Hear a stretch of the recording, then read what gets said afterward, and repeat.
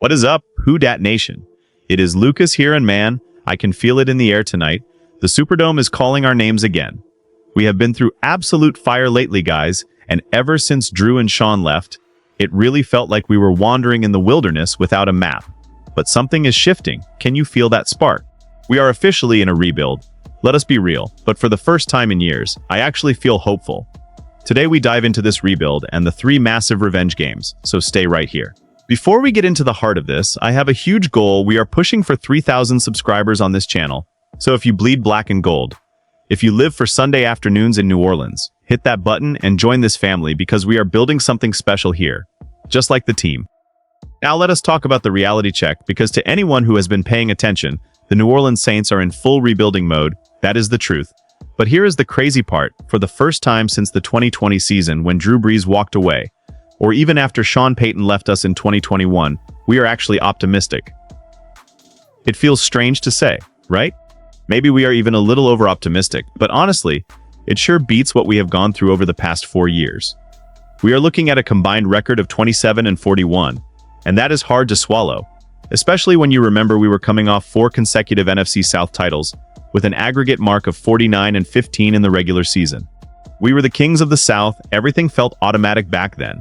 But the fall was steep and painful. Every Sunday felt like a struggle to find our identity. We saw faces come and go. We saw systems fail. We saw the magic fade from the dome. But looking at this roster now, something feels different. It is not just about the numbers anymore. It is about the grit. I look at guys like Spencer Rattler, who stepped into a literal storm last year, opening the season as the starting quarterback when everything around him was chaotic. By the time he was removed from the role, New Orleans was 1-7, and that is a nightmare scenario for any young player. But the way these guys carry themselves now, it is about humility and pure energy. They know the legacy they are carrying, they know the fans are hungry. And we are not just looking for wins anymore, we are looking for that old soul, that New Orleans fire that makes teams scared to step into our building. This rebuild is not a funeral. It is a rebirth. We are finding our voice again. And man, I am here for every single second of it. And here is the thing you have to understand about this journey. Rebuilding is not just about draft picks and salary cap space. It is a mental battle.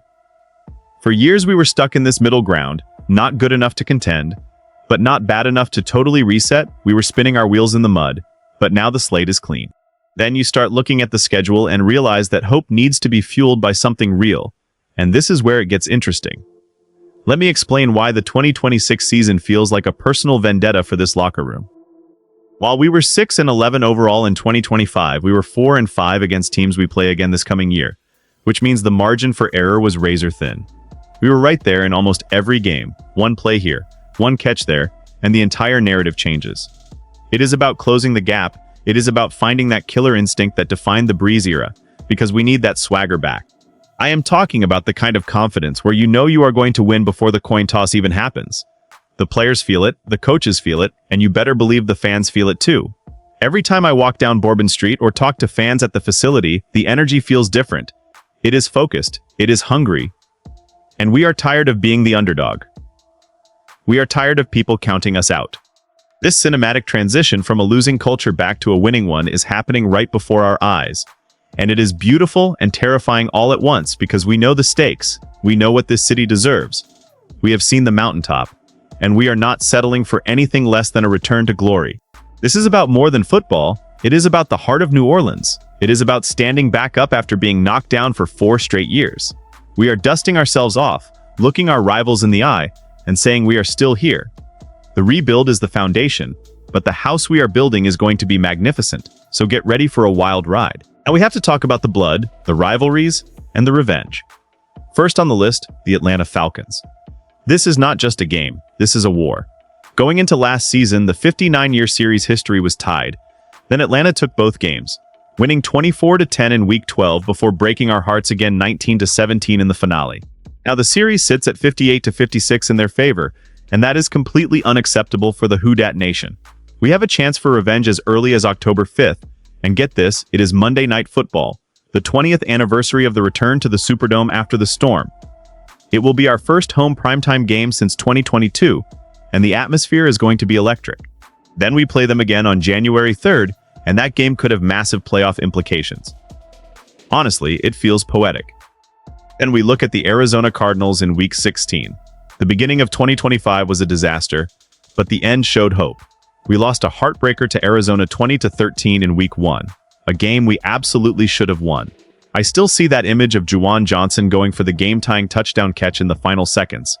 He gave everything he had. The effort was spectacular, but we still fell short. Revenge might not be the first thing on their minds the Sunday after Christmas, but for us, it is a must-win game because we cannot keep losing to struggling teams if we want to be taken seriously. Finally, we head to Chicago in Week 11, and the Bears are the team everyone wants to emulate right now.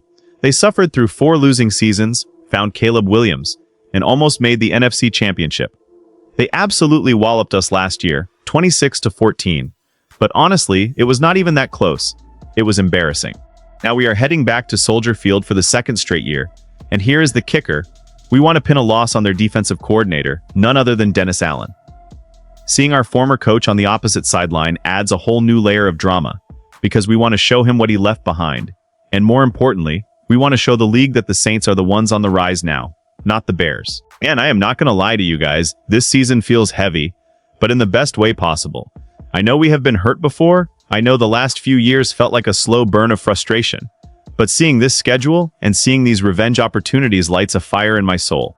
I look at that Week 11 matchup in Chicago and think about the statement we can make by beating Caleb Williams and ruining Dennis Allen's defensive plans, because that would be huge for this team's confidence.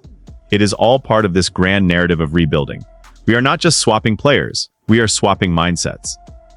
I am tired of hearing about what we used to be. I want to talk about what we are becoming. The tension in the division is rising. The pressure on the front office is real. But that is where the magic happens, right? We thrive in the chaos. We thrive when everyone else thinks we are finished. I see the young guys in the locker room. I see the way they look at the veterans. And there is respect there. But there is also hunger. A hunger to create their own legacy. They do not want to live in the shadow of 2009 forever. They want their own ring, their own parade. And honestly, why not us? Why cannot this rebuild become the fastest turnaround in NFL history? We have the talent, we have the coaching shifts, and most importantly, we have the loudest and most loyal fan base in the world. It is about synergy. It is about the energy from the stands flowing onto the field. I can already hear the dome rocking on that Monday night against Atlanta. It is going to be deafening. It is going to feel spiritual. This is why we love this game. This is why we never give up on this team no matter how hard it gets. When you wrap it all together, this season is about redemption. It is about proving that the New Orleans Saints are still the standard in the South. The road is not going to be easy. We are going to face adversity. And we are going to have those moments where we hold our breath. But that is the beauty of being a fan. This rebuild is our journey together. And from the heartbreaking losses to the thrilling revenge opportunities against Atlanta and Chicago, we are moving forward and finding our identity again. I want to thank you all for being part of this community, because we are so close to our goal of 3,000 subscribers. So if you enjoyed this breakdown, hit that like button, subscribe to the channel, and tell me in the comments which of these 3 revenge games you are most excited for. Is it the Falcons on Monday night, or seeing Dennis Allen in Chicago? I want to hear your thoughts because your passion is what keeps this channel going.